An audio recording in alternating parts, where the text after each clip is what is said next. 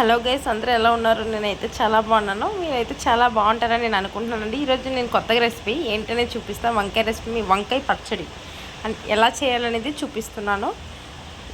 Oil వేసి పచ్చిమిర్చి అనేది మనం ఆయిల్ బాగా రోస్ట్ చేసుకోవాలి. రోస్ట్ చేసుకున్న తర్వాత వంకాయలు అనేది వేయాలి. కట్ చేసుకున్న వంకాయలు అనేవి వేసాక కొంచెం సాల్ట్ వేసి, కొంచెం పసుపు వేసి వాటికి ఇంకా మగ్గనివ్వాలి. మగ్గనిస్తే కదండి మనకి టేస్ట్ కూడా తెలుస్తుంది. కొంచెం ఉడికిలా ఉంటుంది.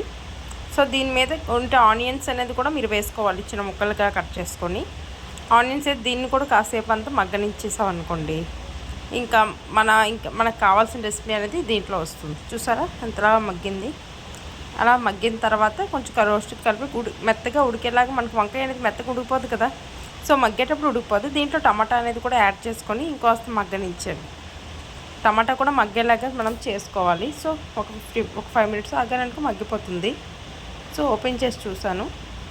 చూసారా మొత్తానికి అన్నీ ఉడికిపోయినట్టు. ఇందులో తొక్క తీసిన పిక్కతో ఉంటుంది కదా మనకి, చింతపిక్క తీసి కొత్తిమీర వేసుకొని మళ్ళీ కొంచెం మగ్గనిచ్చారనుకోండి, మగ్గనిచ్చిన తర్వాత ఆ మొత్తం పేస్ట్ లాగా అయిపోతుంది.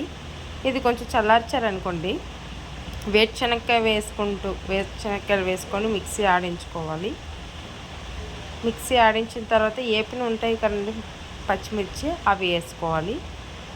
వేసుకుంటుంది బాగా మిక్స్ చేయాలి. మిక్స్ చేసిన తర్వాత మనం ఇందాక వంకాయ పచ్చడి చేసాం కదా, ఆ వంకాయ పచ్చడిని మిక్సీలో యాడ్ చేసుకోవాలి. ఇందులో వెల్లుల్లి కూడా కొద్దిగా వేసుకోండి. మిక్స్ చేసుకుంటే సరిపోతుంది.